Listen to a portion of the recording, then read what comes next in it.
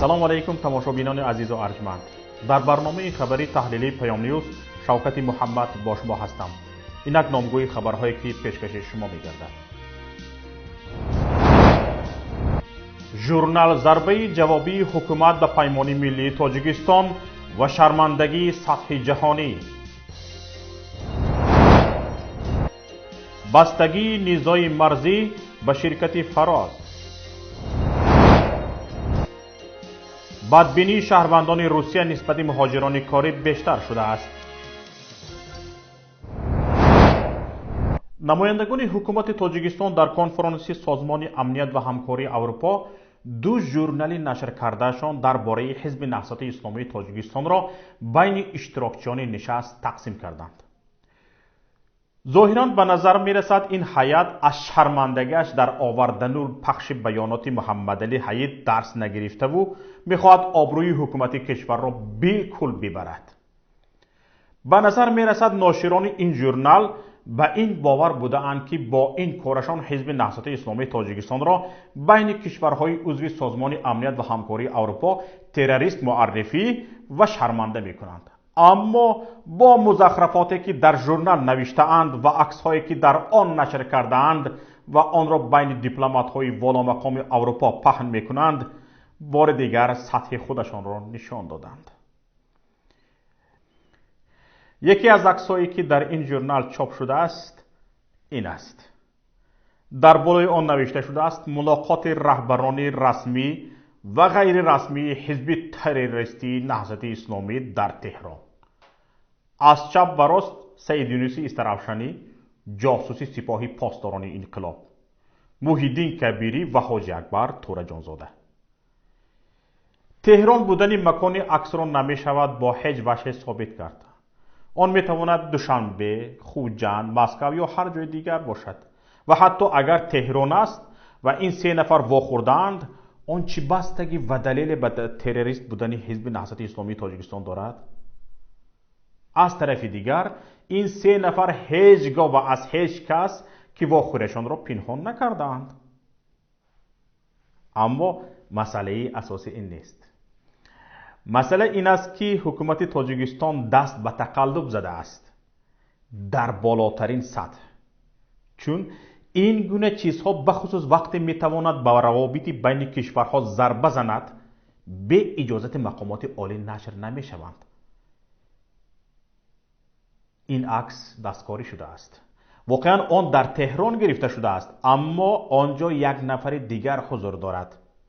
салоҳиддин раббонӣ, фарзанди устод бурҳониддин раббонӣ ва вазири хориҷии имрӯзаи афғонистон. ин ҳам акси аслӣ. зоҳиран мақомоти тоҷикистон нахостаанд бо нашри як журнал муносибаташон бо ду кишвари форсизабонро сард намоянд. бинобар ин акси салоҳиддин раббониро буридаанд. аҷобати дигари ин кор дар он аст ки ин акс маъруф аст ва даҳҳо бор нашр гардидааст. онро бисёриҳо мешиносанд. нашри ҳамин акси маъруф бо дасткорӣ ба рӯи он ду сабаб дошта метавонад. ё тартибдиҳандагони ин журнал бисёр аҳмақанд, ё барқасд хостаанд давлати тоҷиконро дар ҷаҳон шарманда кунанд. ин журналҳо музахрафоти зиёде доранд. барои мисол чанд фотомонтажи ҳам дорад ки бо усули фермаи ҷавоб сохта шудааст. ин ҳам яке аз онҳо. бо ин корашон мақомот амалан тасдиқ карданд ки фермаи ҷавоб ҳам ба онҳо тааллуқ дорад ва фотошопҳое ки ин ферма нашр мекунад бо дастури мақомот сурат мегирад. ҳамчунин ин журнал акси раиси ҳизби наҳзати исломии тоҷикистон муҳиддин кабирӣ бо раҳбарони эронро нашр карда, онро кашфи далели террористӣ будани ҳизби наҳзати исломии тоҷикистон пиндоштааст. ҷолибияти ин кор он аст ки ин аксҳо бисёр маъруфанд ва худи фирмаи ҷавоб онро ҳазорҳо маротиба нашр намудааст. метавонед шарҳи муфассал дар бораи ин аксҳо ва ин журнали фирмаи ҷавоб ва ҳукумати тоҷикистонро дар пойгоҳи паём.нет бихонед. аз тарафи дигар вохӯрӣ бо раҳбарияти як кишвар чӣ рабте ба террористӣ будан дорад? هر روز ده ها نفر از تمام جهان با آنها واخوری میکند. پس همه آنها تروریستند؟ مگر همین منطق شما را نمیشود در قبال امام علی رحمان هم که نه تنها با رهبران ایران واخوری میکند بلکه خورجینش به کتف از آنها گدایی میکند استفاده کرد؟ دست کشیدن شرکت فراز از تجارت مواد سوخت و نزاع در مرز قرقیزستان را میشد تصادف نامید اگر این شرکت تا این زمان مواد سوخت را طریق قرقیزستان به طرز قاچاق وارد نمیکرد و اگر این اقسام وجود نمی داشت که در سیاست هیچ چیز تصادفی نیست. البته این اعتراض می تواند در ذهن بینندگان عزیز پیدا شود که خود برهمدهی و فروش اموال یک شرکت سیاست نه، اقتصاد است. بله، اگر این شرکت به داماد رئیس جمهور تعلق نداشته تمام اموالش را با پشتیبانی مستقیم دولتی به دست نآورده باشد. فراز به مراتب بیشتر از اقتصاد سیاست است. بهانه رقابت پذیر نبودن برای شرکتی که اهرام فشار دولتی را در اختیار دارد اگر خنده آور نیست باور نکردنی است. حتی در صورتی که شمس الله صاحبوف به رقیب اساسیش در بازار مواد سوخت تاجیکستان گازپروم نفت روسیه نمی توانست از این اهرام فشار استفاده کند، او کاملا امکان بستن شرطنامه پنهانی با آنها را داشت و امکان اهرام فشار و مجبور کردن گازپروم نفت به بستن این شرطنامه ها را هم داشت. چنانکه که سامان ایر توانست 4 شرکت روسی را مجبور کند که قیمت بلیت پرواز به تاجیکستان را طبق درخواست این شرکت معین کنند.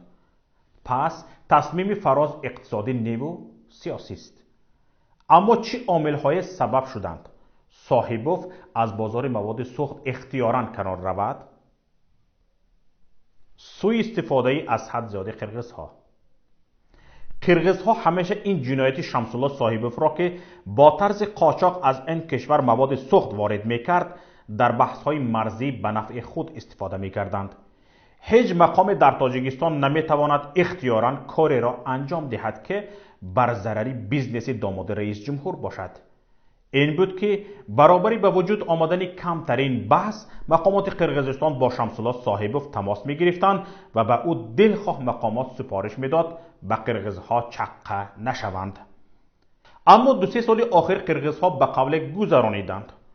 غصب بی‌پرده زمین‌های تاجیکستان، بستن راه، قتل شهروندان تاجیکستان هرچند برای صاحبوف دردسر نیست، میتواند به پدر روسش دردسر ایجاد کند. و این دردسر ایجاد کنی الکی شروع شده بود. اعتراض مردم و جامعه شهروندی به بیدادگری های قرقیزها و خاموشی مقامات تاجیکستان هرچی بلندتر صدا می دهد. این بود که امام علی رحمان از 2 اعتراض مردمی و محرومسازی دامادش قاچاق مواد سوخت یکی را انتخاب کند: دخالت روسیه به قاچاق مواد سوخت توسط قرقیزستان.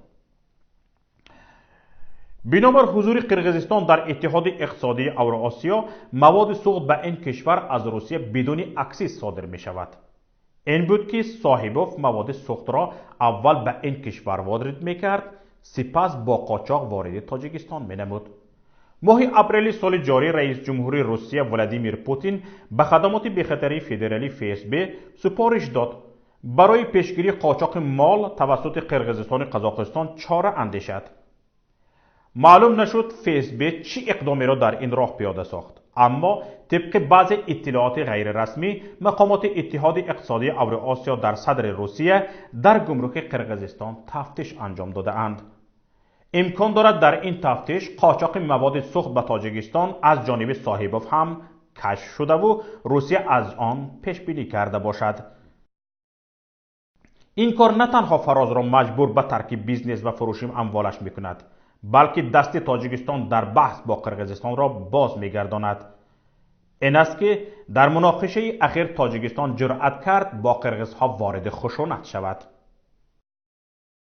قربانی انتخاباتی. از طرف دیگر پاسخ شایسته به قرقیزها و خاتمه دادن به بیدادگری های آنها در منطقه های سرحدی میتواند رکلامه خوبی انتخاباتی باشد.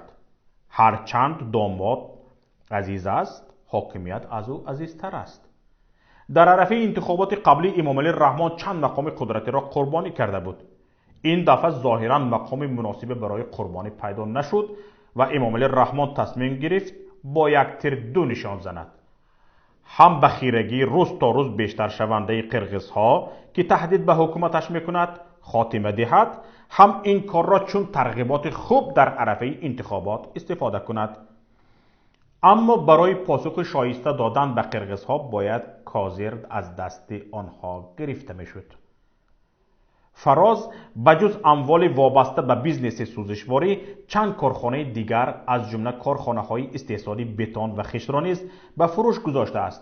اما این کارخانه ها در بیزنس ایمپری صاحبوف جای چندانی ندارند و امکان زیادی وجود دارد که اعلان فروش این کارخانه ها تنها فریب نظر باشد.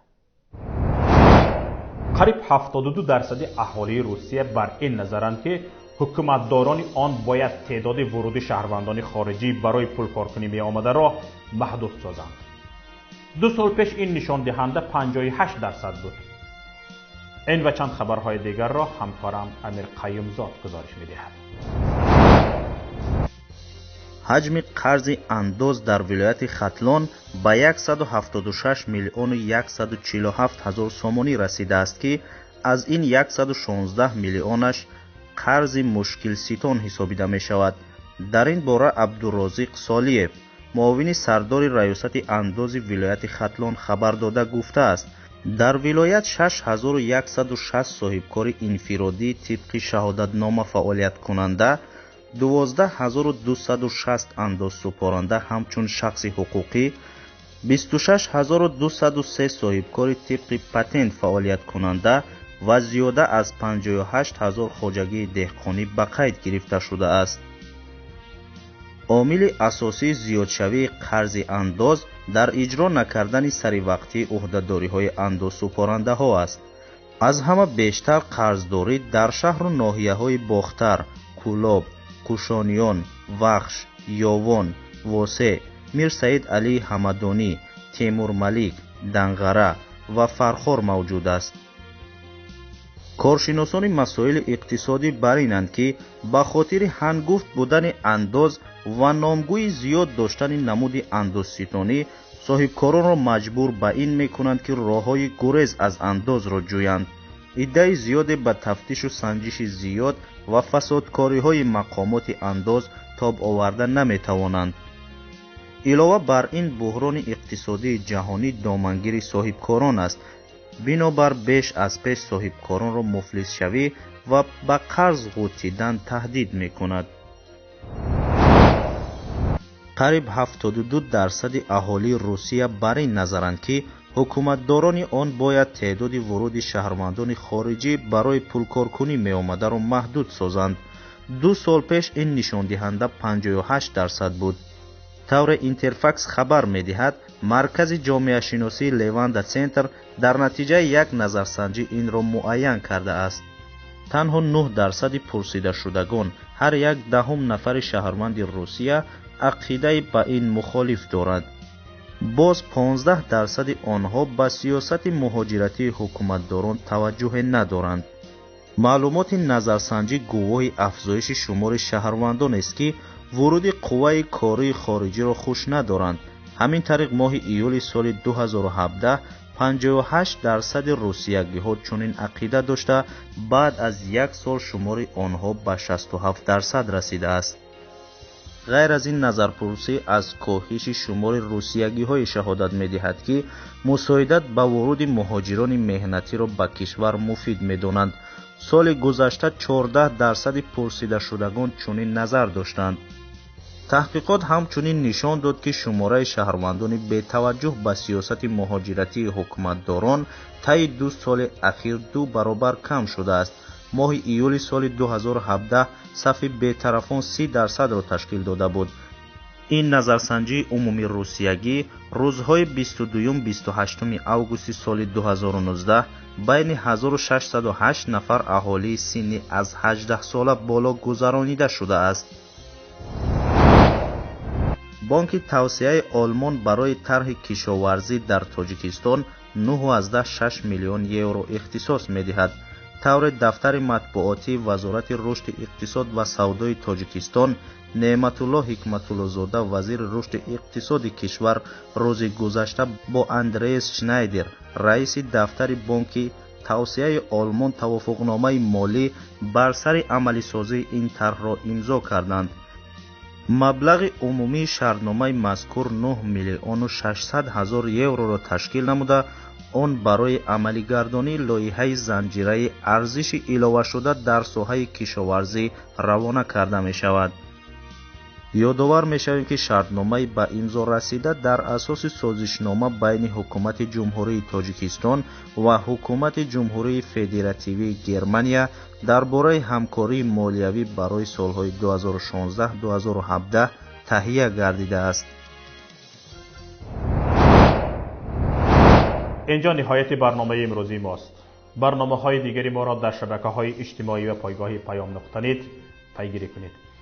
هر خبر و رویداد را شاهد شدید لطفاً به رقم 49 15 16 46 15 947 توسط پیام رسان‌های واتساپ، وایبر، ایما یا تلگرام فرستید. لطفاً مشترک شدن به کانال یوتیوبی ما و نوشتن نظر خود درباره نوار را فراموش نکنید.